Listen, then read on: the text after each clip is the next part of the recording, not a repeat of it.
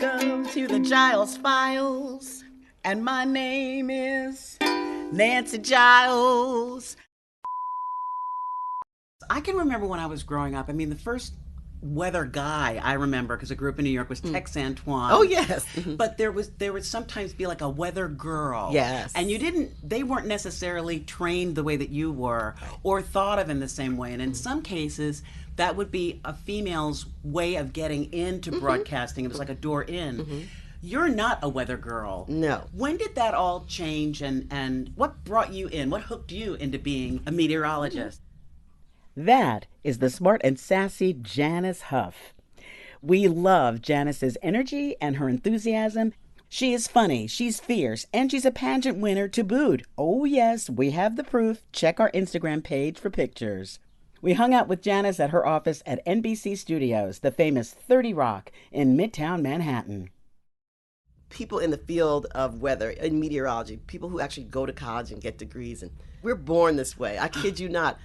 We probably, from inside the womb, like there's something that happens and it's like that's what you're gonna be, because we all have this thing when we're little. I remember when I was like 4 or 5 years old, and I was like a little girl, and I would sit out on the porch with my grandfather.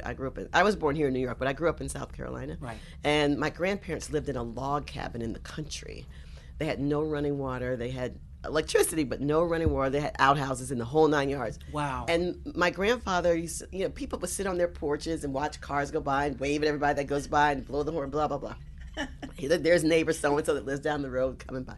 So we would sit on the porch a lot, and he would always sit out when there were storms. Like as a storm was coming up, he would sit on the porch, and sometimes I would sit on the porch and I would notice things about the dynamics of storms that I had no idea was a thing until I started studying meteorology. But that right before the storm hits, there's a cool rush of wind that comes down. That's the downdraft from the storm. That's the cold air that comes down, rushes down from the storm. Sometimes it's really strong wind, and sometimes it knocks things over. But you could always tell, like if a certain corner of the sky got dark, which direction the storms were coming from. Like it was a science, a thing, but I was paying attention to the things he was showing me or that he was paying attention to without like real science or knowing the science yet. But I was fascinated by these things like thunder and lightning and storms, and I was definitely afraid, of course. And he would sit out there, and the lightning would get closer and the thunder would get louder, and if it got too close, I would run into the house.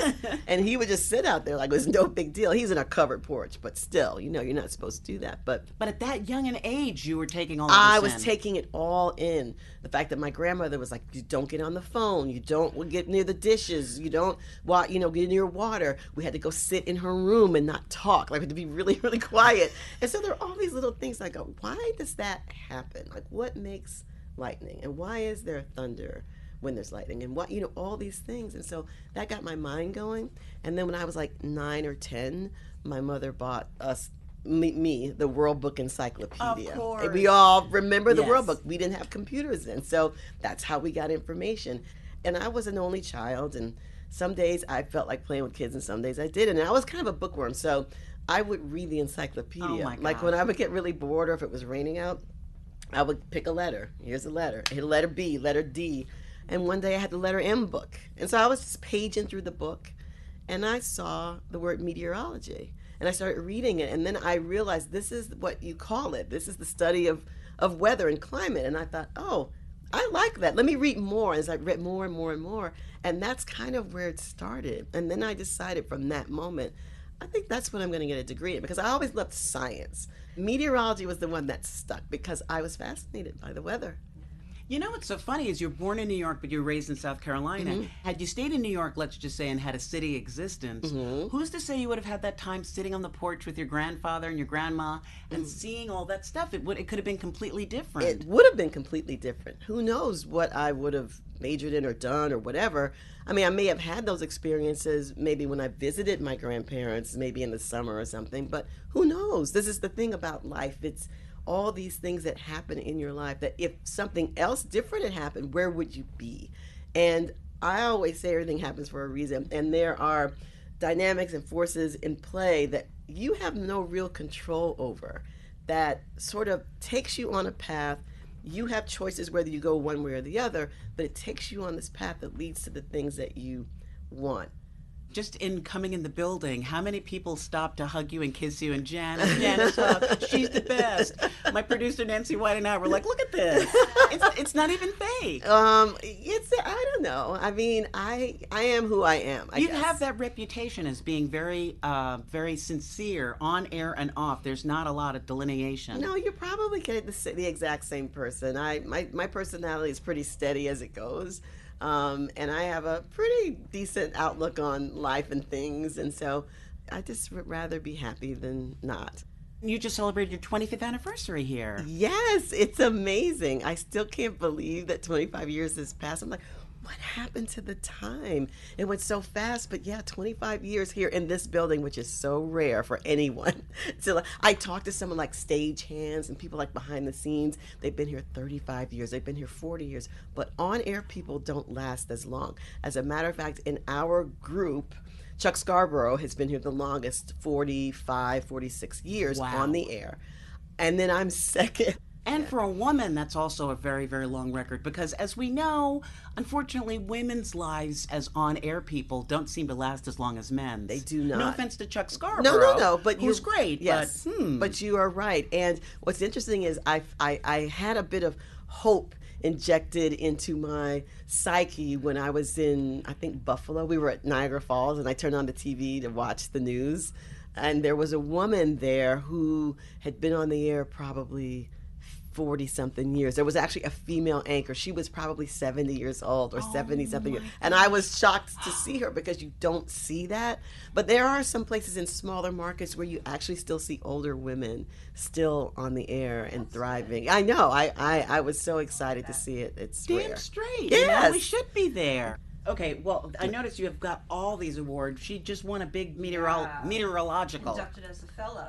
Yes, into the AMS. Yes, that was. Thank you That's very really much. cool. Yeah, it is huge because of many reasons. One, there is such a small percentage of people that actually get inducted as a fellow every year in the society. You have to be a member of the society, of course, and you have to have contributed something into the meteorological field over years of service in your career. I'm still trying to figure out what that was for me. I think it's just in broadcasting, being a woman, being a chief meteorologist for 24 years at WNBC in the #1 market, and mentoring so many young people. We have interns.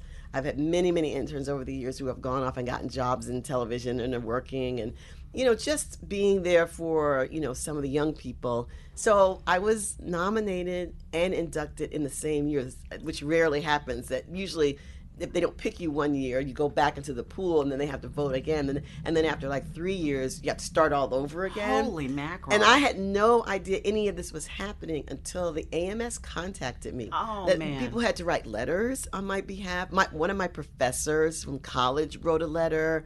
Florida State University. Florida State, yes. Several other people who are esteemed in the field wrote letters on my behalf, and I was really, really surprised. It made me tear up, really, because I never thought that would happen to me. I mean, we're talking about people like Ted Fujita, who invented the Fujita scale for tornado ratings. He's a winner. He was a fellow. So these are real people of note. Yes, people of note. This is not some vanity award no, that you get. It's not. This is real it really serious. is. And there are very few broadcasters that get inducted. Very few.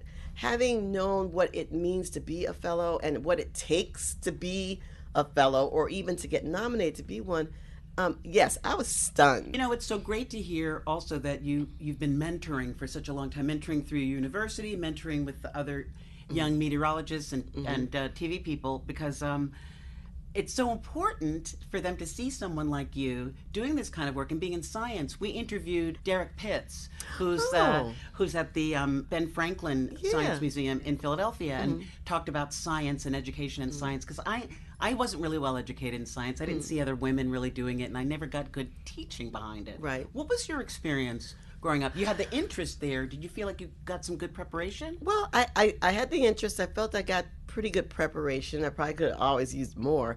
But the interesting thing about going into a field of study that you have no clue about, I mean, I believe I when I was reading the encyclopedia, one of the people who came up was June Bacon-Bercey, who just passed away recently in July. She was the first African American woman with a degree in meteorology. First of all, ever to get a degree, African American, in 1952 or 54 from like UCLA. She was the first one to do television in Buffalo in 1972. She was the first woman and the first African American, male or female, to receive the AMS seal of approval for excellence in television weathercasting. I forgot her number. I think her number is like seal number 95, mine is 377. But an amazing inspiration and icon for women like me. When I grew up watching the news on TV, there weren't women who looked like me doing television weather. There weren't any black women. There were women, but there were the weather girls. The weather girls, the cutesy, blonde mini skirts. Yeah. Not to take away from Not these to take away, women's no, because they were moving on to something else. That's right, but there was a definitive image there. Absolutely, and we're not, I'm not the weather girl. And I was actually on a broadcast with a friend of mine, Dr. Marshall Shepard, who's a professor at University of Georgia, and he has a show called Weather Geeks on the Weather Channel. And he's African American, but it's a podcast now, but he actually had a show in the beginning on the Weather Channel, and he invited me and a couple of other women on to talk about we're not the weather girls. That was the topic, and to explain women in meteorology and how we have degrees like the men too, and we have expertise and so forth, and we're scientists. And of course, there are still people who use that term. Weather girl, that's a term that just sort of like floats in the ether and sort of stays there. Not so much because, and look, my grandmother could never pronounce meteorologist, so I would never get on her case for calling me a weather girl. But people know now. They know that we're meteorologists and that meteorologists. It's sort of like with the National Weather Person's Day. It used to be called National Weatherman's Day. Oh. But it had to change. And isn't that interesting? Because weatherman had the professionality behind it. Yes. That term. Weather girl did not, though. Right. Yeah, right. It did not. Yeah. Was it always your intention to do on air? No. Because I'm assuming there are other aspects. My first job ever that I ever had. You know how a lot of kids, like in high school, you worked at McDonald's, you did like all these, you worked in restaurants. My very first job was when I graduated from high school, was with the National Weather Service. What? Yeah, so, okay, this is how this happens. There's a thing called a student traineeship, which was like an internship with the National Weather Service. It was a national thing, but you worked in like local forecast offices. And so I got an internship, and it was paid. So that's why I said the very first job ever. I was actually a government employee, GS3. I got annual leave and sick leave, just like regular employees. I got paid a regular salary for this. But what was fantastic about this is that I had not even started college yet. This was the summer before college. And I was working alongside real meteorologists and forecasters. But I was also working around other African American forecasters. There were women and men who had been recruited by the National Weather Service to help diversify the science. They were all mathematicians. They had majored in mathematics, which is the same thing as any science. Math is science. That's what it is. Math is science. That's what it is. If you're going to study any science, you might as well call yourself a mathematician. So, so I got to work. I got to have mentors of people who looked like me. So I knew it was possible. Like I knew just by seeing them, it was possible. So that's where my career track was going, was weather service, government, working as a forecaster. And they taught me everything you could teach anybody there. I learned how to do everything. I was even there when they transitioned from teletype machine communication, the yellow tape in the machine, to the computer system. Yes. I was there for that transition. So I saw all sorts of facets of everything that they did. They did everything in that office, NOAA Weather Radio, hydrology. The second summer I worked there, I was the interim hydrologist because... Which means what? What is a hydrologist? The hydrologist is the person who forecasts what happens to the water when it lands in the rivers and lakes.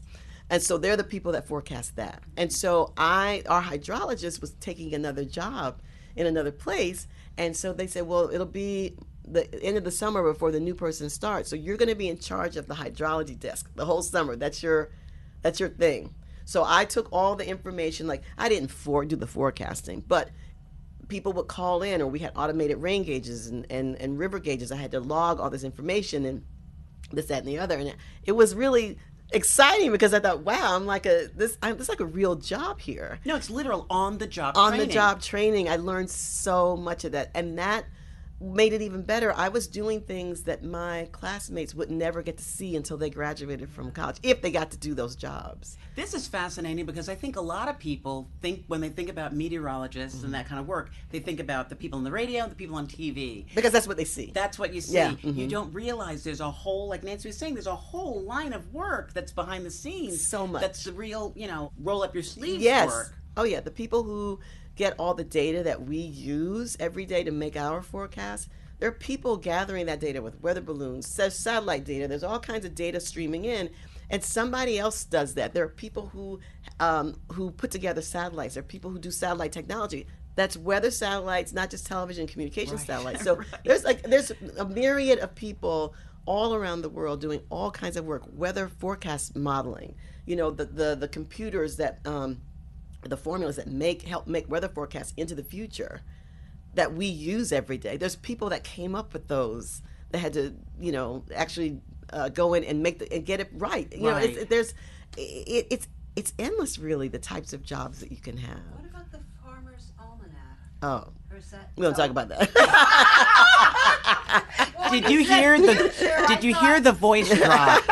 Giles Files listeners, did you hear her voice drop? Oh. Nothing against the Farmer's Almanac. Okay. They have their own system of doing things, but that's not as nearly as accurate as about crops and it was designed for the farmers. That's when it first came out. Yes, and I can't tell you exactly everything that they use. It's more climatology than anything. Okay. So they don't do like a day-to-day. I mean, a day-to-day forecast is not what they it's do. not based on data. No, No, because they come out with the year's forecast a year ahead. a year ahead. Yeah. It's like, I always wondered. yeah, right.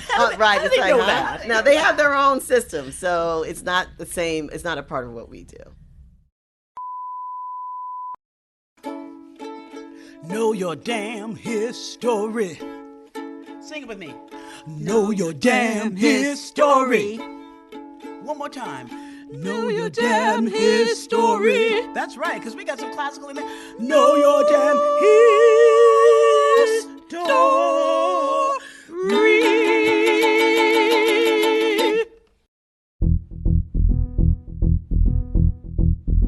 Picture this. It's 1971, Buffalo, New York, and you're a trained meteorologist. Way more than a weather girl, but can't seem to get hired as one, so you're working as a local TV reporter. Your favorite quote is from the great scientist Louis Pasteur. Chance favors the prepared mind. And something crazy happens. The meteorologist from your station robs a bank to pay off some big gambling debts, and he gets himself arrested. Whoa.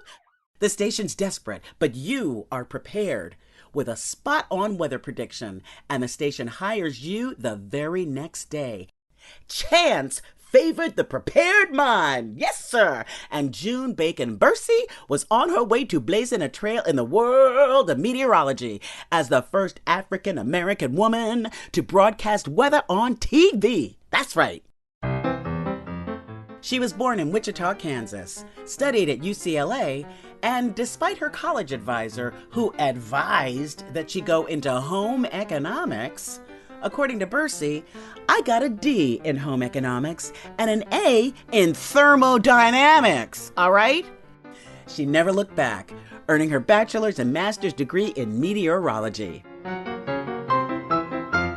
In 1972, Bercey was also the first African American and the first woman to be awarded the prestigious seal of approval from the American Meteorological Society. And what a resume this girl had, working at the Atomic Energy Commission, the National Weather Service, the National Oceanic and Atmospheric Administration. The woman even went back to school and earned a second master's degree in journalism from USC. I mean, damn! And get this, Bercey won $64,000 on the game show, The $128,000 Question. She used her $64,000 to start a scholarship fund for other girls to study atmospheric sciences. Other women. Yay! Bercey told the Washington Post, "That was my plan from the beginning. I was discouraged from becoming a meteorologist, and other women were discouraged. If they feel they've got some money behind them, it might be better. Her daughter hopes to honor her mom by reviving the fund. June Bacon-Bercey was 90 when she passed away. Man, what an amazing legacy. So what courses are you taking towards meteorology? Oh, Physics. physics, Math. math, What kind of more math? physics and more math, and more physics and more math. Chemistry too, I guess? Not much. I mean, I think You there's can some hear how chemistry. much I know about science. Well, Chemistry? there's atmospheric chemistry. Okay, good. Yeah. Well, the forecasting part was easy, but the math stuff was crazy. Like there were all these calculus classes, of course, and then there was differential equations, and then there was vector analysis, and a whole bunch of stuff. I was so glad they took the vector analysis out of the curriculum because I'm thinking, why are we doing this? Because I did not do well in that class. But you end up with a minor in mathematics. And do you use a lot of that now? No. Well, I mean, you use it, but I mean, in terms of the mathematics, that's basically all built in the computer models. Right. So you don't have to like sit down and figure out a forecast using a mathematical equation. No, because there's so many of them. That's what the computer has taken care of that for you. Yeah. You can look at the result of what the computer has figured out.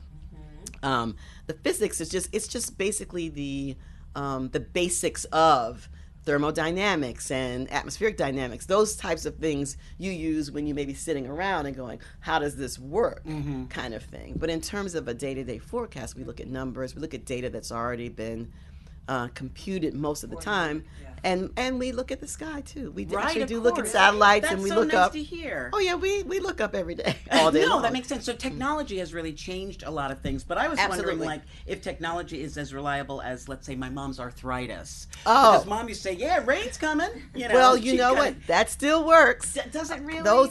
Because the weather affects your health, and there are dynamics in your body that are sensitive to pressure changes in the atmosphere and those types of things. We have some of the latest technology that we have here in terms of real technology. Our radar, which is Storm Tracker 4. It's the most accurate and powerful radar, but it is an S-band radar. It is a Doppler radar. It's what we call dual polarization, so we can, when it scans around, it scans not only in the horizontal, but also in the vertical, and so we can see profiles more dynamically of the raindrops or the snow or whatever they are, and can tell the difference between snow and hail and rain as it's falling. And we still have the display where you can see it on the screen. There's the rain, there's the snow. It's very sophisticated. So the technology, of course, has just, and it's still getting better and better and better. My goodness. But that fine tuning for us here at WNBC helps us in warning people, letting them know what's here, what's coming. We have access to a Doppler radar that's actually on wheels on a truck that you can drive up close to the storm and see even more in terms of what is happening outside. But the technology is incredible. Satellite technology is incredible now, which helps us a great deal every day. Not just seeing clouds, but you can also see the ice caps and the glaciers if they're melting, like comparing pictures of like now and then, and it's like amazing. It's really incredible. Which is a perfect segue to the next thing, because you're on the front lines of looking out and looking at all this information, looking outside, and you can see that the climate is changing. Yeah. I don't think that there's anything controversial about climate change, but for some people it's this whole political thing. What would you say about how the climate's changing and how you're handling it? Well, climate change is something that we've known about for decades. This is not something that just started happening. It's just that we have more data now, and we have more technology to be able to see more precisely what's going on. The climate's been changing since the Industrial Revolution. Ever since factories and cars and things like that came out, that's when the climate started changing. But we didn't know that it would happen to such a degree until later on, when we started to see some of those changes. And so it took a while for it to become part of such a large part of our climate changes. We know the climate, there's cycles. Everything is cyclical. Right. But the fact that on the graph since 1970, there's been this dramatic rise, even in the last 20 years, even more dramatic, and how fast the warming is happening. So we know from satellite data and ground data and other types of computer forecasts that this is induced by greenhouse gases, which Right. we didn't have, 10, 20,000 years ago, 100 million years ago. You didn't have, that's, the earth changed, of course, because there was more carbon dioxide 100 million years ago, but then there were different kinds of plants and different kinds of animals, and there weren't any people there. It wasn't, you didn't have cities. So, now we see what's happening now that we have industrialized and that there are people here and that the sea levels are rising. And what does that mean for people who live at the beach or live along the coast? Should they be living there? What does it mean for people like what happened in Australia with the devastating fires? One thing that we know about climate change, and the majority of people know the climate change, like people know, they can see it. If you look out of the window, you can see. I grew up in New York, and I remember 4 distinct seasons. Yes. And in the last 25 years, it's shifted. Can you like there are like a 3-week period that seems to shift one season to the next. Yeah, these are the things that we're seeing more of. The extension of warmer patterns, the fact that we're not seeing as many days with frost. Our overnight low temperatures are warmer and getting warmer, so it's not as cold at night. That's one of the bigger things versus the daytime highs. It's the nighttime lows we're seeing that, not just in big cities. We're seeing it in other communities as well. So it's sort of a process that has taken many, many years to get to this point, and now it's going to take maybe even longer to get to the other side of the tipping point, because the climate changing, and this is a global thing. It's not just happening here. Right. It's global. What we do and what everybody else does affects everybody else. We're seeing more extremes in weather. That's one of the signals. More rainfall, more drought, wildfires, like what we saw in Australia. These are real things that are happening. These are real things, and I know some of those movies that we used to see in the past, like The Day After Tomorrow, and so those are things in that film that are either happened or are now happening. So, I mean, it seems like science fiction, but it's not. It's real.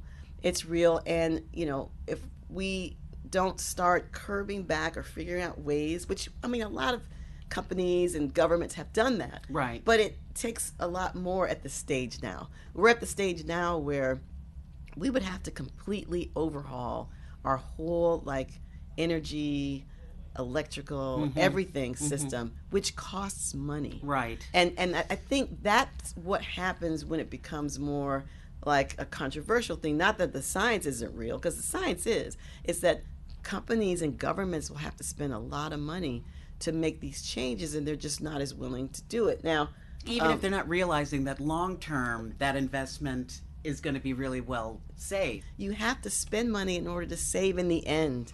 And I think when you see a number like $1 trillion, it's like, I'm not, you might think that's a lot, but in the end, you could spill multiple trillions of dollars in the end down the road. So, what is your dollar cost averaging here? So it's a lot, and it's understandable how it can be daunting, but it is something that we have to be cognizant of. And yes, we can do many things as citizens. There are lots of things we can do, but it's not just about citizenry. It's business also that has to be a part of it, and people are doing a lot, but we just have to do more to curb it, to slow it down, because it's happening no matter what we do. Mm-hmm. Have you ever chased a storm? Have you ever been in one of those storm chasing, like Twister? I have never actually gone storm chasing. A friend of mine who works here at NBC does storm chasing, and she has invited me to go. But it would be a great piece, a great segment, or a series to talk about storm chasing. And we could take our Doppler on wheels out, too. I would love to go. I have never actually chased. I've been very close to a tornado, not realizing how close I was. I actually saw the parent cloud, like the cloud where the tornado would drop from. Yikes. I saw it as I'm driving across a bridge, and I'm like, oh my gosh, is that a wall cloud? I think there's going to be a tornado. And literally 5 minutes later, a tornado did drop out of that wall cloud. So I missed it by moments. But no, I've always been sort of afraid of that. It seems scary but exciting at the same time. But I think I may do it now. Oh, boy. Yeah. That does sound exciting. Do you have a favorite kind of weather? Sunny and 82 degrees on a beach.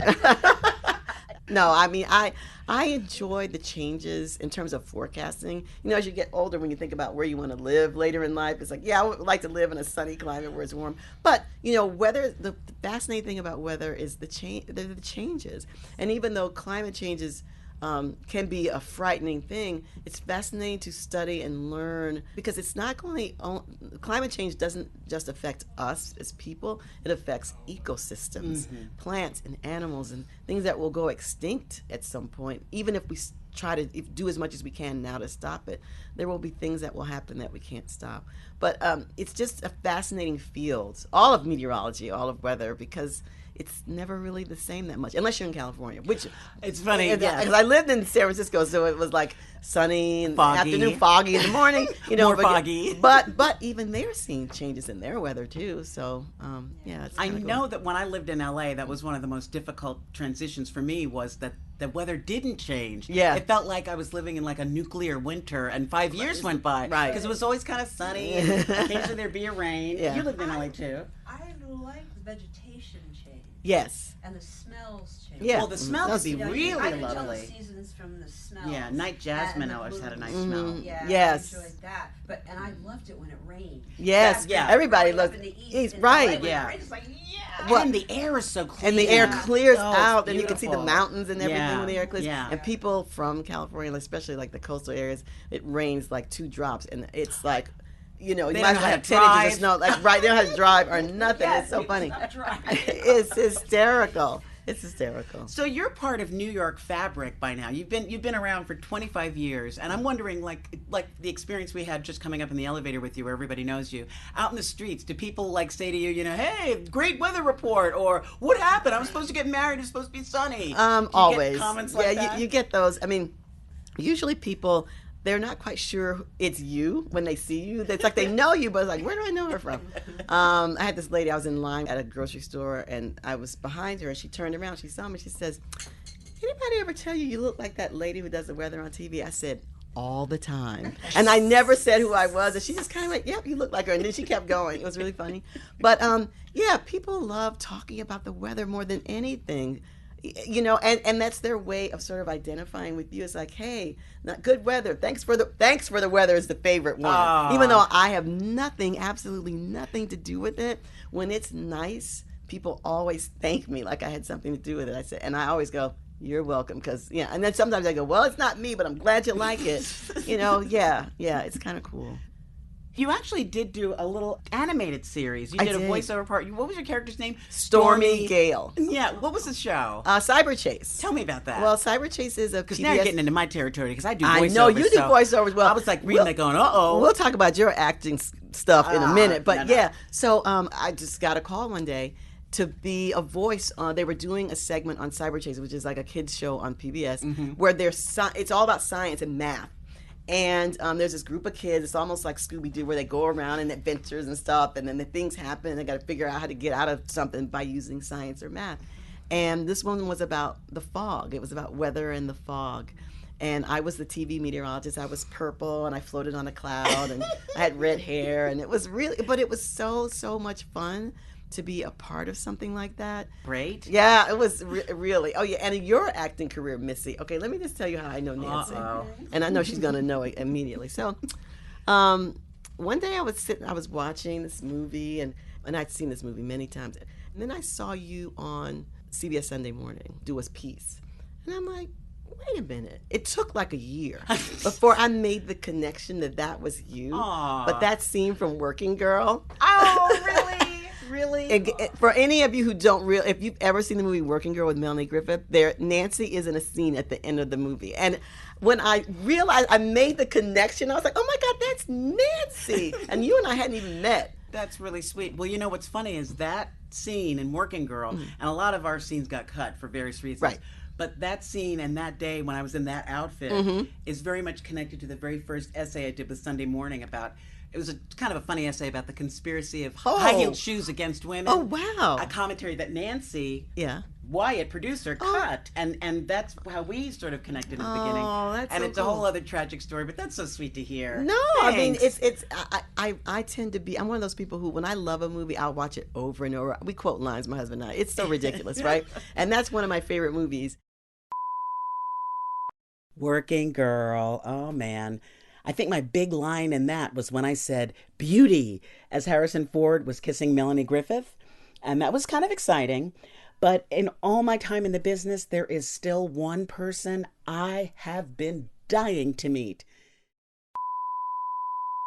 I had always said to myself, if I ever met President Obama, what would I do? Would I literally pass out and not be able to talk or anything? I mean, because, this is huge for us. I know. I'm thinking, I'm not going to be able to talk. I'm going to start crying or whatever. You just said President Obama, and I gasped. Right. Okay. So I was invited with other meteorologists from around the country to interview him for the climate assessment report, which comes out like every 4 years from the government.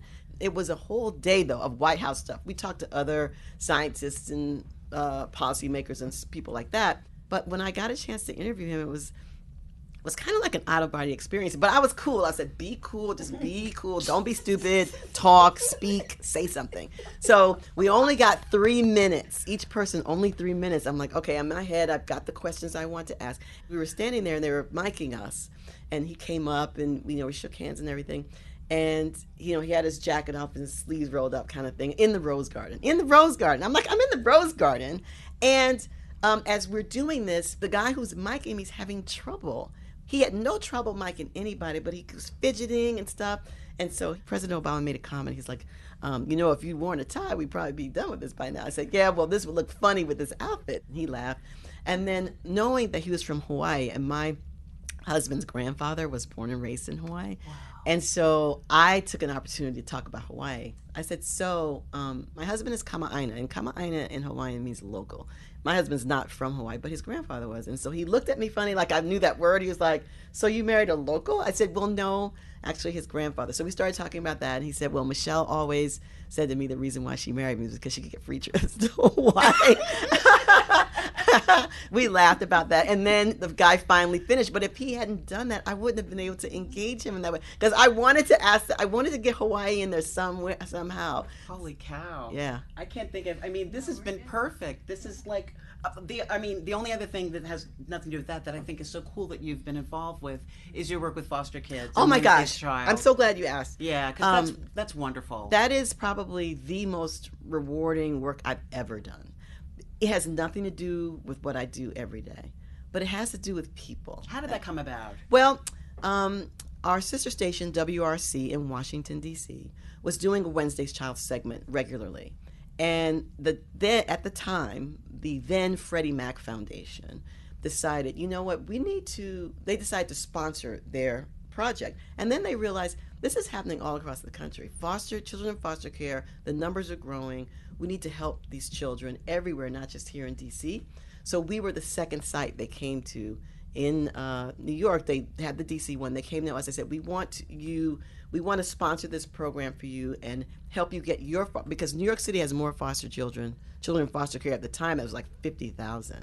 And I think in the nation, it was like 500,000. Wow. It's lower now. I think the numbers are in the teens of thousands now in New York. It's down. It's like maybe 14,000 from like 50,000. That's a huge reduction. It's a huge reduction. And these foster kids are older and they're harder to place. And harder to place. Adopted. The older children are harder.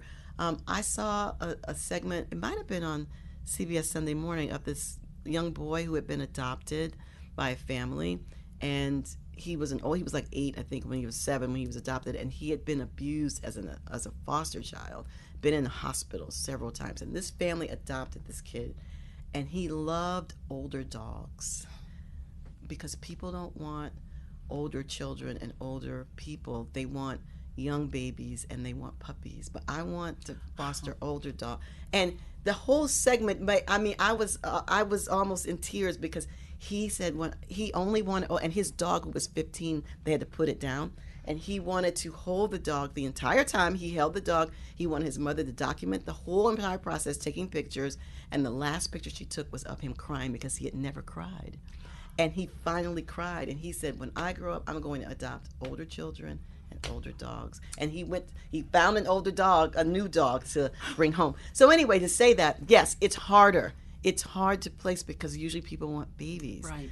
But there's so many wonderful children in the system that need loving families. And we were able to help almost 300 kids find permanent, loving homes. It's such an important thing.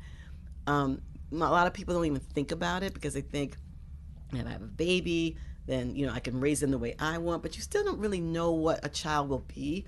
one example, that's the best example I have of how foster care or how adoption is a success. We featured a kid, his name was Jonathan, on one of our segments. This was kind of early on, and he was out of control. During the segment when we were filming it or videoing it, taping it, he was running amok everywhere. We couldn't even get him to sit down and do an interview, like a one-on-one. We had to talk to the foster care worker. And he was throwing things, and we went to the Big Apple Circus, and he was throwing things at Bella the Clown, and it was crazy. And I felt so badly afterwards. I said, this poor child will not, who's going to adopt this kid when they see him? Cut to a year later. We were at an adoption event in Central Park, and lots of people spoke, and I spoke, and at the end I was still standing at the podium, and people were moving off to different things, and I hear a little voice go, Janice, and I looked down, and there's a little boy there, and I recognized him.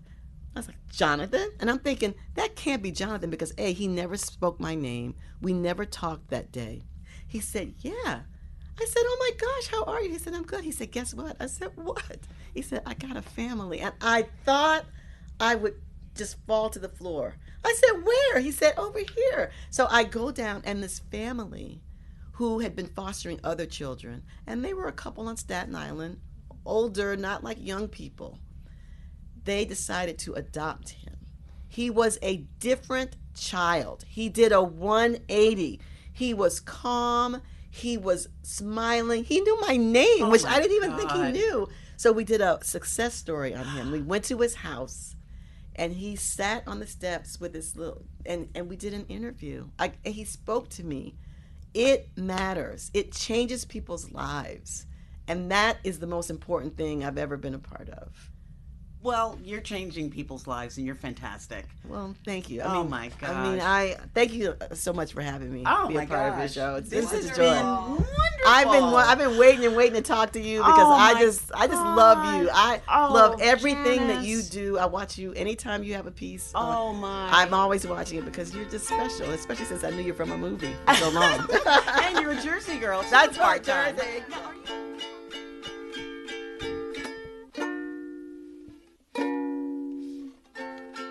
Well, that's our show. Thanks to our wise weatherwoman, Janice Huff. We appreciate you. The Giles Files was created by Nancy Giles and Nancy Wyatt, produced, directed, and edited by Nancy Wyatt, and recorded at our studios in Weehawken, New Jersey. We'll be back soon with another boffo episode of the Giles Files, okay?